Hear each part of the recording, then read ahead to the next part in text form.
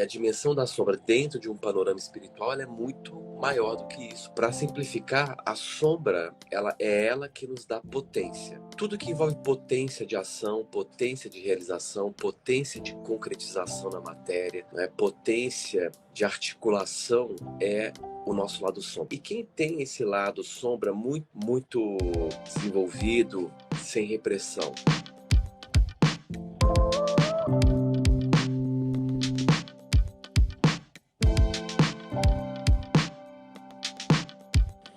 Bom dia, professor Horácio. Que alegria tê-lo aqui nessa manhã de sexta-feira. bom dia. Ótimo estar aqui novamente. Bom dia a todos que estão aqui nos acompanhando. É um prazer também estar aqui para mais um bate-papo, né? E com um assunto de suma importância, né, professor? Porque trabalhar nossos aspectos luz e sombra é de extrema importância para o nosso processo de desenvolvimento, né? E eu acredito e experienciei sempre que quanto mais a gente olha para esse aspecto sombra, que é tão, né, olhado com olhos tortos pelas pessoas, mais força a gente traz. E eu acho que é tão legal a gente começar essa sexta-feira esmiuçando um pouco e tirando um pouco desse preconceito do nome sombra, né? Entendendo que ele é um segmento do nosso aspecto luz. Então, estou muito feliz nesse momento em tê-lo aqui novamente para a gente trazendo lucidez para esses assuntos tão poderosos. Com certeza. Realmente, assim, a sombra, que é um aspecto da nossa Constituição, ela foi muito agredida pela nossa cultura, né? Porque nós sabemos que a nossa cultura sobretudo, a nossa moral social, ela não é uma moral laica. O nosso código moral, que é a base da nossa sociedade, vou falar do Brasil, que é o nosso país, é a base da nossa sociedade brasileira, não é laico, ele tem um viés muito forte religioso, um viés do catolicismo cristão. O Brasil é o segundo país mais católico do mundo. Acho que só perde, se não me engano, para as Filipinas. Então, todo país com um viés religioso muito forte do catolicismo cristão, ele tende a ter uma influência de repressão muito grande. E isso machucou muito essa dimensão em nós que nós conhecemos como sombra, né?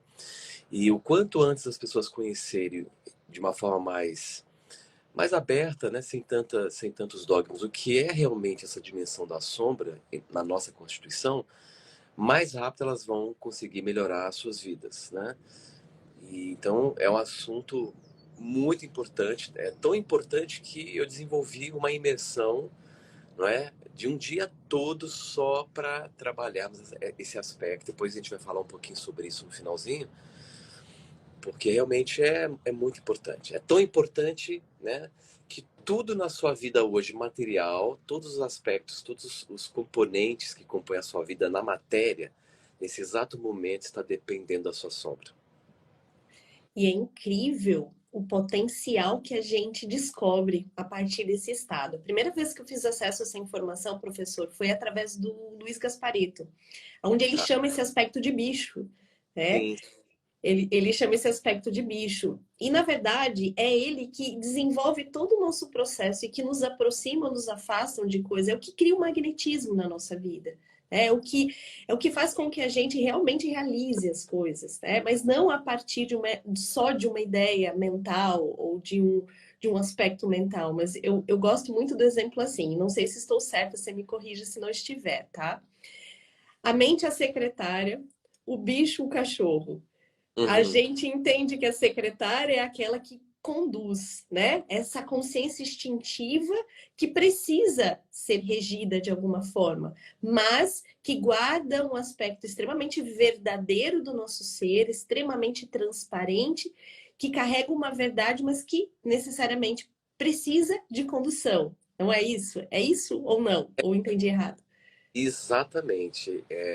Eu costumo colocar que a sombra é a dimensão humana, é uma dimensão espiritual. Depois a gente pode até falar um pouquinho para fazer uma distinção, porque a primeira pessoa que contextualizou bem esse aspecto, essa instância, né, da, de- do, do psiquismo humano foi o próprio Jung, né? Que foi o pai da psicanálise. Só que Jung, né, ele contextualizou dentro de um aspecto mais psíquico. E a dimensão da sombra dentro de um panorama espiritual ela é muito maior do que isso. Por quê? Porque, para simplificar, a sombra ela que nos dá potência. Tudo que envolve potência de ação, potência de realização, potência de concretização na matéria, né, potência de articulação é o nosso lado sombra. E quem tem esse lado sombra muito desenvolvido, sem repressão? A criança. Né? A criança, até os seus 3, 5, 6 anos de idade, ela tem a sua sombra totalmente ainda liberada, né? Porque ela ainda não sofreu o processo da censura, né? Então, a criança ela ainda não tornou a censura do mundo autocensura. E é ali que começa todo o processo de castração, o momento em que a criança ela assimila a censura do mundo e transforma em autocensura. Ela começa a medir o seu próprio comportamento, ela aprende o processo de autorreflexão. E enquanto ela não tem a autocensura, ela tem acesso à energia limitada. A criança tem uma energia praticamente limitada porque ela não usa do processo de autocensura. Então, quando a gente fala de sombra, nós estamos tratando da nossa organicidade, do nosso lado mais primitivo, do nosso lado mais antigo. E enquanto a pessoa ela consegue manter a sua manifestação de uma forma muito orgânica, e quando eu falo de organicidade, é o quão espontâneo você se permite ser, né? O quão não programado você consegue ser, o quanto você age sem premeditar, sem programar o seu comportamento, né? Hoje você vê o adulto profundamente engessado, profundamente estruturado. Nós sofremos de um problema que é o excesso de estrutura mental. E tudo isso, aos poucos, nos desconecta, nos distancia esse elemento tão poderoso que é a nossa própria sombra. É interessante quando você fala sobre essa energia ilimitada da criança, porque é exatamente esse aspecto que nos traz a força total. E eu tenho uma filha pequena e é exatamente isso. É tanta inspiração, que ela tem dificuldade de pegar no sono. É sempre aquele momento em que a gente precisa parar tudo e a gente tem que colocar ela para deitar. Mas assim, ó, é todo o tempo uma avalanche de inspirações e brincadeiras e tudo. Em muitos momentos, eu volto a experienciar através dela o quanto a partir de eu tenho que isso, eu tenho que, a gente vai polindo a nossa individualidade e perdendo essa natureza do ser. Quantas vezes eu sento, professor, para desenhar com ela, cheia de critérios para aquele momento do desenho, perdendo aquela natureza da essência do deixar fluir, sabe? Sim, E isso é uma coisa que me inspira demais. O quanto as crianças nos inspiram nas suas atitudes, sabe? O quanto a gente transformou o nosso processo natural em algo tão mecânico. E esse processo de retornar é extremamente inspirador, sabe? E eu percebi muito isso, até uma ideia rígida dentro daquilo que é tão natural e tão perfeito. Eu gosto muito de desenhar, sabe? sim, Mas perdi a natureza da ordem. Eu vou sair só do feixe de sol aqui, só um pouquinho. tá. Deixa só eu organizar aqui. Pronto. E é interessante porque a gente está falando aqui da criança, e isso me faz lembrar algo que eu sempre comento que é muito interessante, né? Porque dentro da psicologia xamânica, né, esse fator sombra em nós, ele é traduzido como o nosso animal de poder, né? O Gaspareto, ele chamava de bicho, fazendo uma alusão a essa perspectiva do xamanismo. E Sim. no xamanismo ele sabe muito bem, o xamã ele sabe que enquanto a pessoa não fizer as pazes, não estiver em contato com seu animal de poder, ela não consegue se restaurar. Inclusive, é um dos processos muito utilizados para tirar a pessoa de um quadro depressivo, porque a depressão, ela é um reflexo espiritual da perda crônica de contato com esse animal de poder ou com o nosso bicho ou com a própria sombra. E é uma coisa tão interessante porque em algumas tribos indígenas, principalmente as que não têm contato muito com a civilização, eles não sofrem. Foi feito até pesquisas, alguns psiquiatras ficaram por um tempo nessas tribos para ver se havia qual era o índice de quadros psicopatológicos, né, de doenças psíquicas, e o resultado final do estudo foi o índice foi zero, não havia quadro de transtorno psicológico, não havia quadro depressivo, não havia quadro de síndrome do pânico. Então o índio ele não sofre de nenhum transtorno psicológico, por quê? Porque ele tem uma relação muito saudável com o seu bicho, com a sua sombra. Tanto é que nessas tribos as crianças, elas são nessas tribos a criança não é filho da mãe que gerou ou do pai. A criança é filha de todos. E é comum nessas tribos o ritual de ingresso à adultidade acontecer com 9 anos de idade. Então, com 9 anos, a criança já é considerada um adulto. E como se dá isso? Primeiro que nesse ambiente mais tribal não há repressão. Em algumas tribos e algumas culturas indígenas não há o conceito de não. Então a criança ela é livre para ela descobrir os seus impulsos, descobrir a característica do seu ser, porque como ela não tem repressão, ela simplesmente, né, entra em contato com os seus impulsos e toda manhã, quando ela acorda, isso é comum, ela precisa conversar com o pajé ou com o xamã, que é o líder daquela tribo que tem mais sensibilidade espiritual, e ele então pergunta, né, por onde você esteve esta noite? Então, dependendo do relato que a criança tem do sonho, o xamã sabe exatamente em que ponto está o desenvolvimento psicológico daquele ser. E no momento em que ela atinge 9 anos, ela passa por um ritual de ingresso à vida adulta, e ali ela recebe um nome.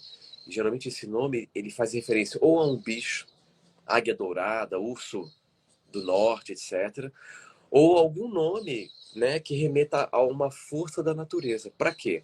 Porque ali no ritual de adultidade, ela, através do nome que ela recebe, ela ancora o seu bicho, ela reforça essa conexão e ela sabe que muito da característica de personalidade, de temperamento dela, vai estar associado a essa característica do seu animal de poder. Então é uma forma que eles têm de fazer aquela pessoa se manter em conexão com o seu bicho a vida inteira, lembrando do seu próprio, né? Então é muito bonito. É claro que ali tem um contexto que permite essa expressão sem repressão, né? É muito complicado hoje na nossa cultura falar de educação, porque a nossa educação ela tinha que ser revista, porque é uma educação que não é laica, né? Tem um viés religioso, e a criança ela sofre de um processo de castração e de repressão muito grande, né? Sim. Alguns pais com uma visão mais espiritualista conseguem contornar, né? Mas às vezes ela vai ter contato com outras crianças da escola, ela vai estar exposta à cultura, é muito difícil vazar essa influência cultural. Eu costumo dizer que tem 3 fatores que danificam, né, o poder pessoal do ser humano e que impede com que o ser humano se desenvolva com uma autoestima legítima. E quais são esses 3 fatores? Parto traumático, né? Nosso parto ainda não é humanizado, que é um choque profundo para o ser, né? Ali começa um trauma muito profundo. Então é parto traumático, educação castradora de sonhos e autoengano, né? Eu chamo de autotraição. O indivíduo ele é conduzido culturalmente a se trair na sua verdade. Ele aprende a negar a sua verdade, ele aprende a se negar. Então as pessoas, de um modo geral, elas vivem num estado muito sério de autotraição, o que desestrutura e faz com que ela se oponha sem perceber a essas dimensões da sua constituição espiritual, que é a dimensão da luz e a dimensão da sombra. Então, como um indivíduo exposto a um quadro desse, ele vai conseguir ter ou atingir sucesso na acepção mais pura do termo. É muito difícil. Por isso que a grande maioria das pessoas vivem com muitos problemas de autoconfiança, de autoestima, e isso vai refletir na questão da sua vida material, da sua vida afetiva, né? Da sua vida, enfim, afeta tudo.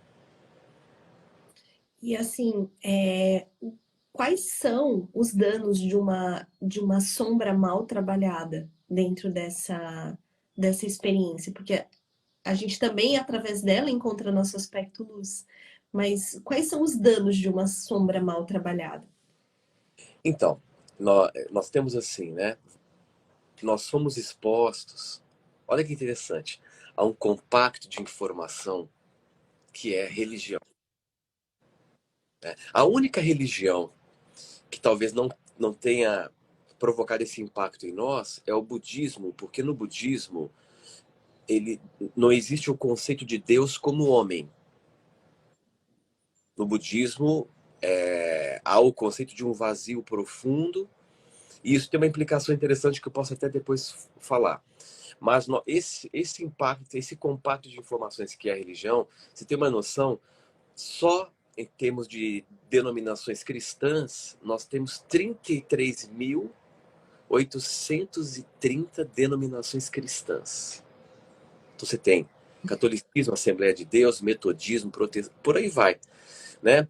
E essas religiões, de modo geral, não estou falando do ensinamento genuíno de Jesus, que é uma outra coisa, né? Elas não incutiram, de forma direta ou não, a noção de pecado e a negação do prazer.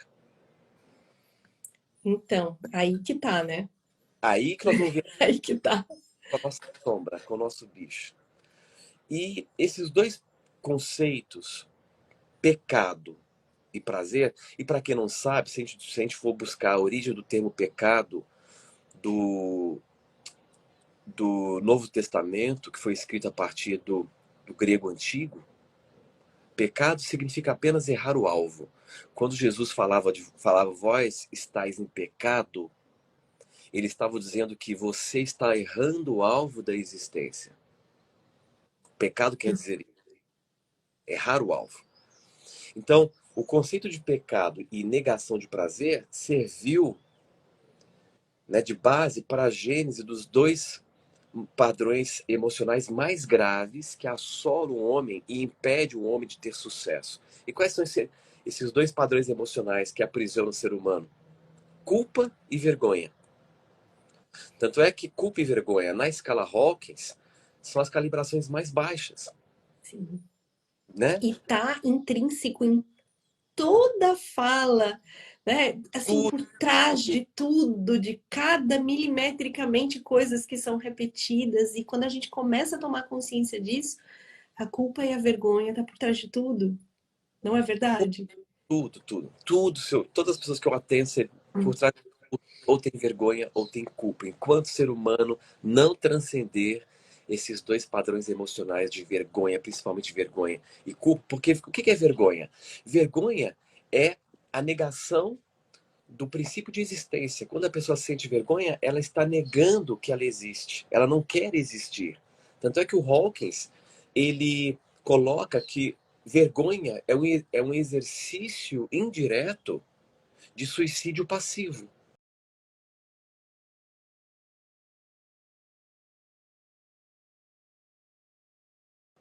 Porque se você nega a sua existência, você não quer existir para o outro, você não quer existir para o mundo. Tanto é que a pessoa que tem vergonha, o que ela faz? Ela se empurra para dentro. Ela tenta encolher porque ela não quer existir. Então ela está num modo psicológico de suicídio passivo.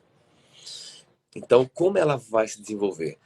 E aí, nesse ato, né, de vergonha e de culpa, ela está negando a sua expressão, o que vai provocar um golpe muito forte no bicho, na sombra dela. A partir daí, a gente começa a entender que a sombra ela vai sendo reprimida e quais são os aspectos, né, mais graves de uma pessoa que tem uma sombra completamente castrada, negada, reprimida, né? Primeiro, vamos entender que a sombra ela é um sistema da nossa individualidade. Quando eu vou fazer aqui agora nós vamos fazer uma abstração rápida para a gente entender como isso funciona. Imagine que há uma consciência absoluta e num dado momento essa consciência absoluta, né, fez a escolha de se manifestar de uma forma muito única no espaço e no tempo. Então surge uma singularidade. E essa singularidade organiza forças de uma forma muito, forças cósmicas ou forças espirituais de uma maneira muito única, resultando numa individualidade. E essa individualidade, essa organização dessas forças, resulta em dois sistemas em nós: o sistema da luz e o sistema da sombra. Então é importante entender que a sombra é um conglomerado de forças espirituais ou de princípios espirituais que regem toda a dimensão da nossa manifestação física. Então, quando a gente fala de sombra, nós estamos falando de um sistema espiritual formado de forças para reger o nosso lado material. Então, quando a gente fala de lado material, nós estamos falando de prosperidade, afetividade, saúde física e sexualidade. Esses 4 pilares da vida material é regido por essas funções espirituais em nós, que nós estamos chamando aqui de sombra ou de bicho. Então você imagina, tem uma sombra deficiente, uma sombra castrada, reprimida, mesmo que ela não saiba disso, a maioria não sabe, né? Ela vai ter problemas graves de prosperidade material, ela vai ter problemas graves de relacionamento, ela vai ter problema grave de afetividade, ou vai ter problemas graves na questão da sua sexualidade. Ou seja, a sombra é uma dimensão profundamente importante para o ser humano. E, infelizmente, é o lado mais machucado em nós. Sim, é verdade. Né? E é fantástico quando a gente passa a fluir a partir disso.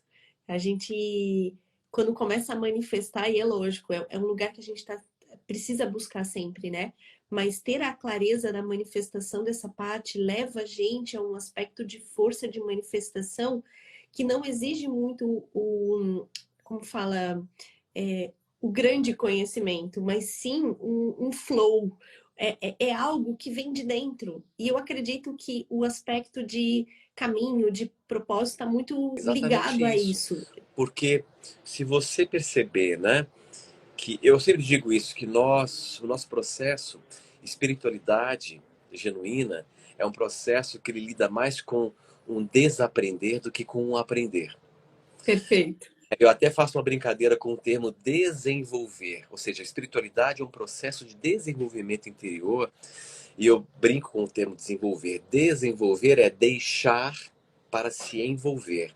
Então, desenvolver é você deixar tudo aquilo que não é da sua natureza, tudo aquilo que é artificial, para se envolver com tudo aquilo que é parte de quem você realmente é.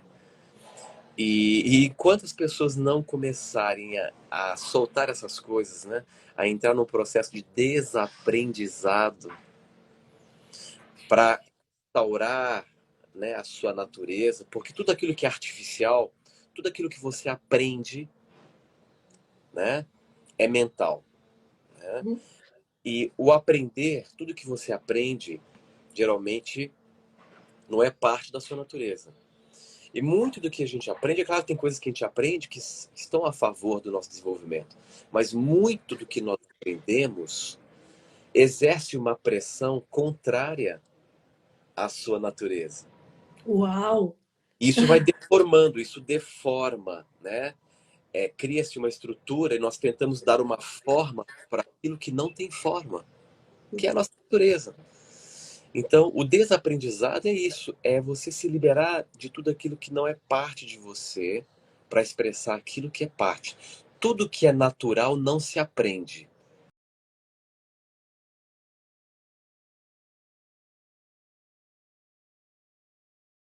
Nós só criamos a condição Entendi.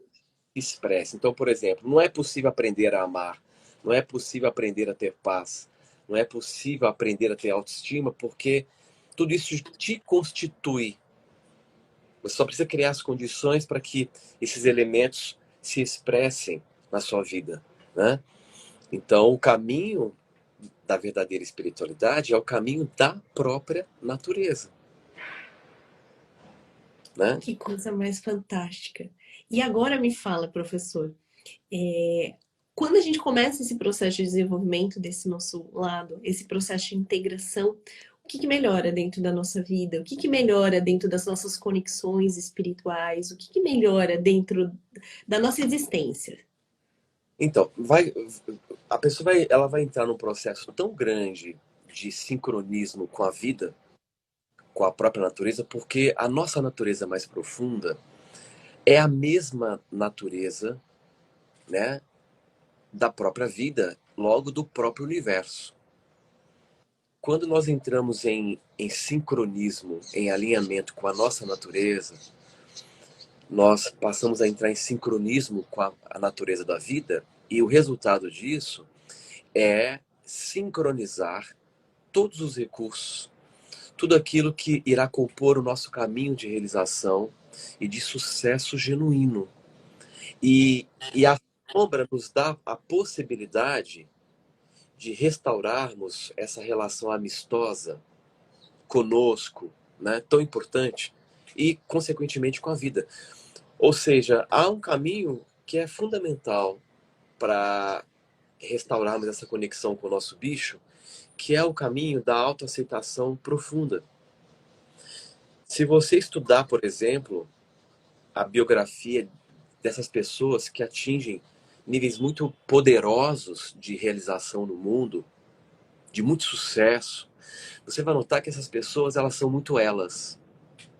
São pessoas que elas já superaram, por exemplo, que esse é um dos maiores males do ser humano, o maior vício, o pior vício de todos que as pessoas contraem, é o vício da aprovação. Enquanto Verdade. você ainda sofre deste mal de achar que a aprovação do outro, ou da família, ou, enfim, é Sim, mais importante do que a sua própria aprovação, você não vai sair do lugar. As pessoas se preocupam muito com o que os outros vão pensar. Elas se preocupam muito com o que a família vai achar das suas decisões. Ah, mas como é que minha família vai lidar com isso? Ou como é que as pessoas vão... O que elas vão achar se eu fizer isso? E as pessoas não entendem que o outro é só uma pessoa lá fora. Não deveria ser alguém emocionalmente importante aqui dentro. E o que eu noto quando eu estou atendendo alguém em consultório é o quanto elas dão o seu próprio poder para aquilo que os outros pensam. verdade. Isso é um golpe tão tão sério na tua sombra, porque na hora que você coloca o outro em primeiro plano dentro de você, e você então passa a se subestimar, você passa a subestimar a sua própria verdade, o que você está sentindo, para não colidir com o outro, para não frustrar o outro. E você nota que a criança não é assim. A criança, ela frustra o outro com paz de espírito. Exatamente. Ah, vamos, ó, desce que seu tio chegou, vamos almoçar, não quero almoçar. Ela não está preocupada que seu tio vai ficar magoado. Dá um beijo no tio. Eu não quero, porque eu não Não gosto, quero. né? Gosto dele. É isso, não gosto dele, isso mesmo. Pais respeitarem, tá bom, filho, tudo bem. Você não precisa gostar de todo mundo. Mas né? Os pais Sim. também castrados já por terem vivido todo esse caminho de castração, eles tentam também oferecer esse caminho para a criança de Porque é o castração. que entende que é certo, né? É o E que entende. assim, Então, muitas vezes, o que eu noto é que as pessoas ainda não trilharam o caminho do não, que é um caminho belíssimo. uhum, Do não. Nós já trilhamos o caminho do sim. A gente disse sim para todo mundo. Geralmente as pessoas dizem sim para o mundo e não para a alma, né? exatamente. Então esse sim que ela dá para o mundo é um sim que custa, né, a expressão livre da sua própria alma. Então, para trilhar o caminho de cura da sombra, em algum momento você terá que trilhar esse caminho do não, que é a travessia do deserto. É aquele momento em que você vai perceber que você vai provocar uma revolução, porque você vai descobrir que as pessoas talvez nunca gostaram de você como você é. Elas gostavam da ideologia que você assumiu, daquilo que elas achavam que você deveria ser, para elas te aceitarem e para que você fosse digno do carinho delas. Agora, quando você começa a tomar posse do teu bicho, e o teu bicho, quando ele ganha um grau de liberdade em você, ele começa a dizer, ó, é não para isso, é não para aquilo, é não para fulano, é não para Beltrano, é não para família. Aí você compra uma briga. Não é bem uma briga, né? Na verdade, porque as pessoas vão se rebelar. Mas como assim? Por que você está dizendo não para mim? Você, Nossa, você tá tão arrogante? Não se você, preocupa com mais ninguém? você nunca disse isso. Eu quero aquela pessoa que você sempre foi. Que Isso, pessoa? Controlada.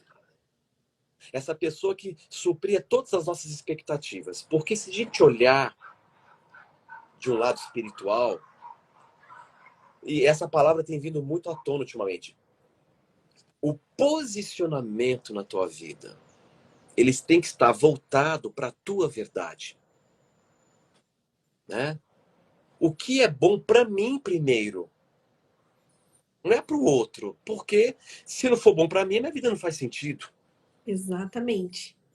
Se for bom para todo mundo feliz, livre e contente, e eu estou lá carregando um peso de uma ideologia, porque me convenceram em detrimento do meu bem-estar, do sentido da minha vida, da minha felicidade, da minha alegria, qual é o sentido disso? Se todo mundo está feliz porque eu estou sendo o que eles querem, e eu estou aqui numa vida sentido, numa vida pesada, porque, infelizmente, em algum momento eu acreditei que eu deveria ser alguma coisa para os outros. E esse é o ponto de mutação, Vani, porque todas Exatamente. as pessoas de muito sucesso chega um momento em que ela tem que tomar a decisão. Eu preciso ser o que eu posso ser. Eu preciso estar em harmonia com a minha natureza, porque o que garante o meu futuro não são os outros. O que garante o meu futuro é a minha alma, é o meu bicho. Porque se o bicho não está liberado, a dimensão da luz em nós, que nós podemos chamar de alma, ela não consegue se expressar. Então a gente tem duas coisas. Sombra nos dá potência. Alma ou luz nos dá sentido, direção. Então, se Que eu tenho lindo. muita potência e não tenho direção, vira potencial desgovernado. Se eu tenho muita direção, tenho muito senso de direção, mas não tenho potência, eu não saio do lugar. E você deve perceber isso, né, Vani? Muito Sim. espirituais, pessoas incríveis, com potenciais maravilhosos, com ideias maravilhosas, não conseguem realizar, materializar, por quê? O lado de potência, sombra, está castrado, está machucado, está reprimido.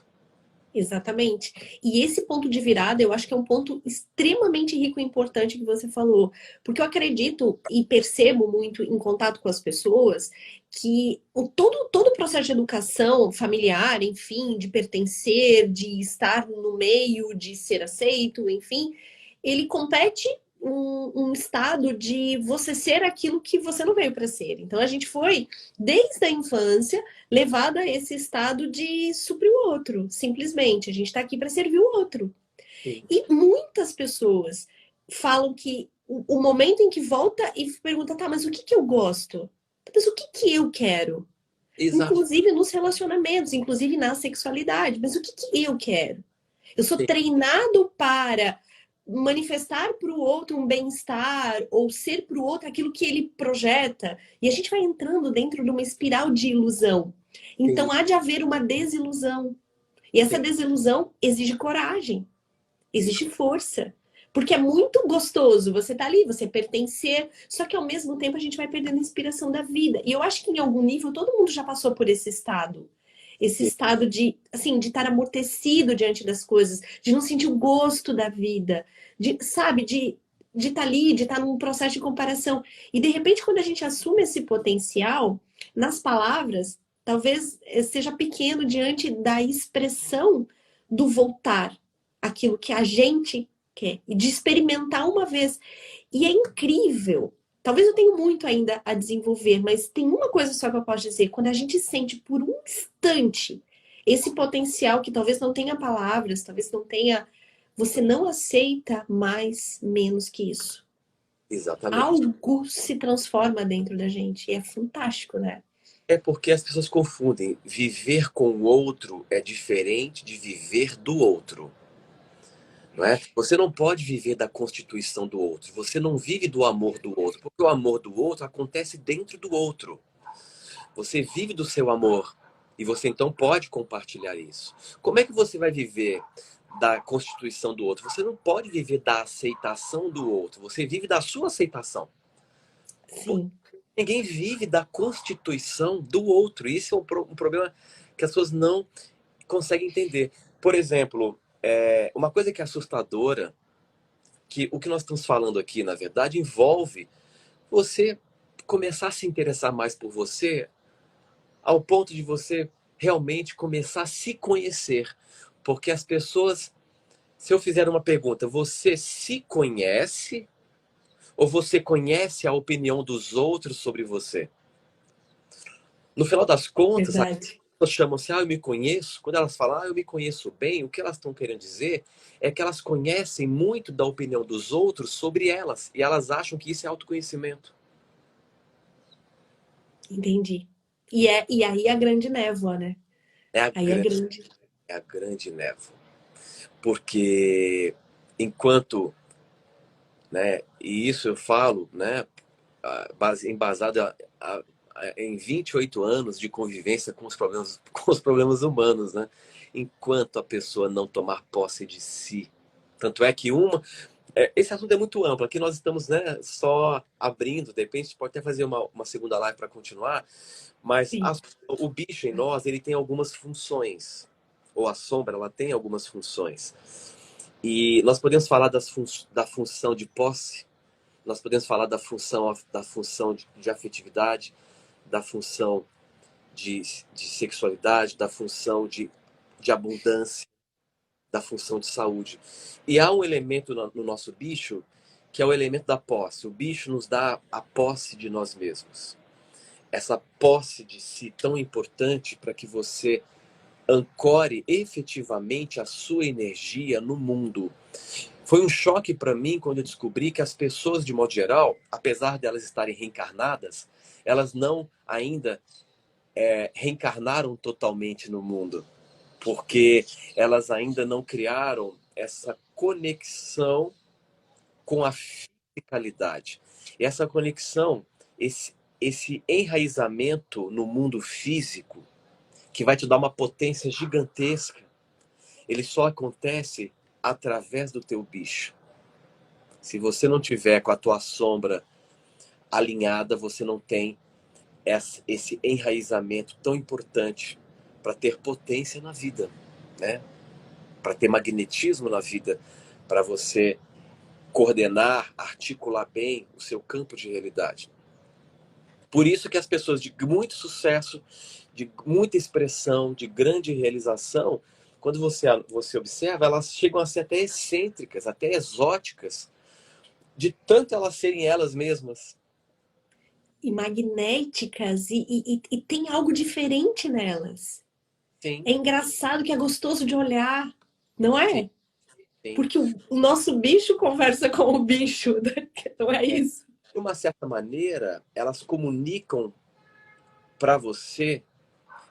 Porque por elas terem esse lado muito aflorado, elas comunicam com esse lado em você que ainda está reprimido. Então, elas estão convidando esse lado a se manifestar. Então a gente sente algo bom, a gente sente, nossa, que pessoa incrível, né? Nossa, como eu gostaria de também ser assim, né? Só que ninguém imagina o caminho que elas tiveram que trilhar, a noite escura da alma que elas tiveram que passar, muitas vezes tiveram que abandonar tudo. E muitas vezes você vai ter que ter esse momento de solitude para você se resgatar. Você vai ter que sair da pressão, muitas vezes familiar, muitas vezes de uma cidade, para você conseguir se localizar. Peraí, deixa eu ver o que sou eu, o que não é, o que entrou de fora, para eu me relocar na minha vida e para começar a trilhar esse caminho de poder, né? De se tornar a sua própria referência, de não ter mais nada além de você, mais do que você. Nem mesmo Deus está acima de você, porque Deus está dentro da sua própria carne. Lindo. Então você não pode cultuar uma coisa que está lá em cima, porque não tem nada lá em cima. Tudo está aqui dentro. Até aquilo que você concebe como Deus, não está lá fora. Está aqui dentro. Então você é a causa máxima. Mas isso leva um tempo de maturação, leva um tempo de, de expansão, né, da consciência para você, então, harmonizar essas duas dimensões. Como você mesmo disse, a luz, ela só se manifesta, a lucidez, ela só se manifesta a partir do momento que a tua sombra está bem trabalhada. Se você riscar um palito de fósforo, aonde a luz do palitinho de fósforo vai ganhar intensidade? No escuro ou na claridade? Perfeito. Né? Então, enquanto você não tiver o teu bicho muito forte, aquele bicho que te dá o poder do não, olha, é não para você, eu não quero mais isso, é não para o mundo, eu assumo o meu não como um caminho de libertação para que eu tenha espaço de exercer a minha diferença e a minha singularidade no mundo. As pessoas têm muito medo da indiferença dos outros que vem como um tom de ameaça.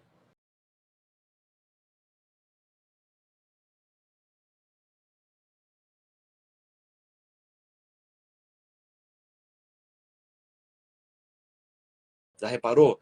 Quando você exerce um pouquinho da tua diferença, da tua verdade, o outro te ameaça com a sua indiferença, te rejeita. Perfeito, professor. É isso. É Então, isso. aí a pessoa retroage porque ela tem medo da ameaça do outro. Olha, não, eu não quero. Como assim Por não? quê? Porque não. Ponto. Porque quantas vezes a gente quer falar isso? Não é? Ah, mas você falou. Mas eu falei no momento. A nossa personalidade ela é dinâmica. Por que eu tenho que sustentar uma condição que eu disse eternamente? Por que eu não posso mudar de decisão a qualquer momento? As pessoas têm medo. Sim. A personalidade é dinâmica. Eu posso ter dito uma coisa ontem e amanhã mudar completamente e eu tenho que respeitar a escolha do outro, seja ela qual for. Por mais que ela frustre o que eu esperava. Porque as pessoas não entendem isso. A personalidade humana é dinâmica. Eu não sou um ser estático. Você pode mudar a qualquer momento. Eu posso mudar. Qualquer pessoa pode mudar a qualquer momento a forma como sente as coisas.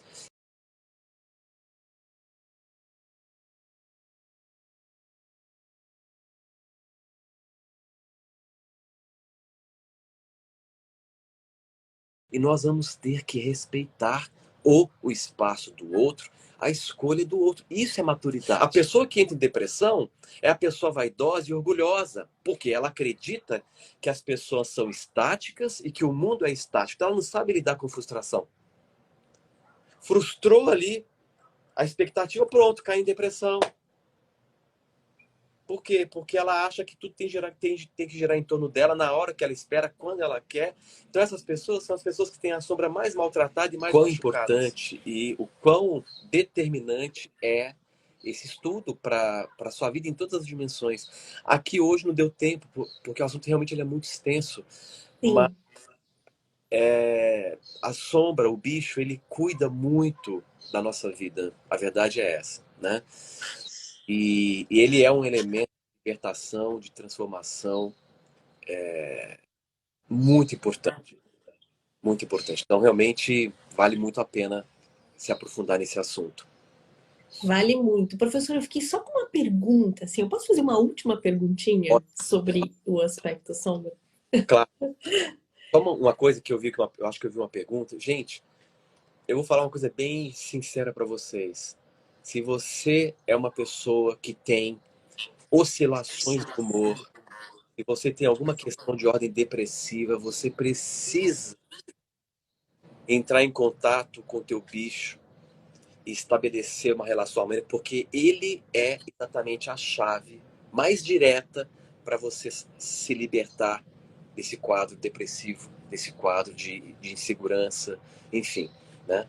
Era isso que eu queria falar. Pode perguntar, Vani, a dúvida aí que você... A dúvida que eu fiquei, e que eu fiquei com muita vontade de perguntar, que eu acho que é de extrema contribuição para esse momento, é o seguinte: quais são os danos que hoje a tecnologia, sabe, esse negócio virtual em que a gente foi se dessensibilizando, né? Porque a gente se aproximou na fala, mas perdeu-se aquele contato visual do sentir, que é muita identidade do bicho, o toque, o Sim. sentir, aquilo que vai além das palavras. Qual o dano que isso hoje pode trazer para a nossa vida, essa vida tecnológica?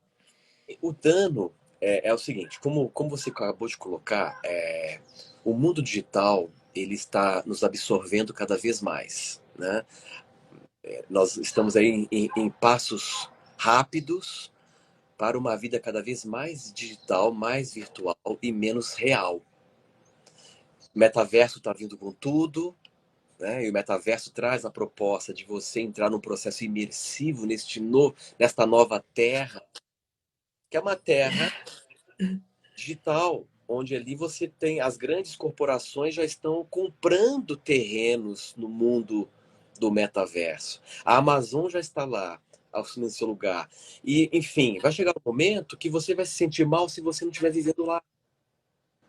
E muitos visionários já haviam dito, principalmente Rudolf Steiner, já tinha previsto isso lá atrás, que chegaria o momento em que as forças das trevas, entre aspas, iriam articular para provocar a morte da alma. E essa morte da alma é a ruptura, é a desconexão definitiva do homem com a sua própria alma. E hoje eu consigo ver este quadro do Steiner se esboçando com a proposta do metaverso. Ou seja, a partir do momento que você está muito no digital e você está perdendo o contato com a vida real, você vai perder a conexão com a sua própria alma e isso vai provocar uma espécie de zumbificação digital. Você vai se tornar um robô. Sem alma, você não tem a essência da vida. Sem alma, você não tem o senso. Aqui hoje não deu para falar da alma, mas a gente pode fazer uma live só para falar da alma, que é essa É dimensão da super legal. né? A alma ou a luz, o sistema luminoso em nós, é uma bateria de sensos. O senso de ética, o senso de estética, o senso de humanidade, o senso de direcionamento é a alma que nos dá. Só que esses sensos, eles só operam se o teu bicho estiver muito presente, que está tudo interconectado. Então, o maior dano que eu vejo com essa vida digital desregrada, não que a gente não pode usar, a gente usa para, né? Estamos aqui agora fomentando consciência, usando da ferramenta. E é isso que tem que ser feito. Usar a ferramenta, não deixar a ferramenta te usar, né? Porque tem um lado construtivo, óbvio, mas Sim, regrar a vida digital. A vida digital não pode se tornar mais importante do que a vida real, né? E o que eu vejo, Vani, são pessoas num ato quase desesperado para serem ouvidas e vistas, ao ponto de sim, achar que a aceitação da vida digital é mais importante do que a sua própria autoaceitação, né? Se você verdade. hoje se sente mais feliz porque muitas pessoas curtiram o teu post, tem alguma coisa já de errado. Porque isso não pode fazer diferença no seu estado interno. Pode fazer diferença na questão profissional, de trabalho, que a gente sabe que é importante, etc. Mas nós temos que realmente regrar isso. Exatamente. Esse E eu exemplo, acredito que tem um dano fortíssimo na questão da percepção também. com certeza. Porque né? A gente está ali o tempo inteiro. Percebo hoje o reflexo, pelo menos aqui na minha cidade, Balneário Camboriú, no trânsito. Sim, A quantidade de acidentes que estão relacionados às pessoas estarem não só no celular, mas de estar desatento dentro dessa percepção rápida, que é a identidade do bicho, né? né? Essa percepção rápida, essa... Tá provocando uma desconexão com o corpo. Isso não é bom, Isso. né? E o bicho depende muito da conexão com o teu corpo, né? Da questão de pele, de estar presente, né? De estar aqui percebendo o real, né? Porque o bicho te traz essa percepção do real, menos do ideal e mais do real, né? E isso é profundamente salutar para todos nós. Então há que se ter um equilíbrio, não é? Entre a vida real, tecnologia, e tudo isso você vai ter caso você trabalhe de forma realmente sincera com o seu bicho. E para trabalhar com o seu bicho, conhecer mais essas dimensões, é fundamental você ter subsídio de informação para saber como lidar.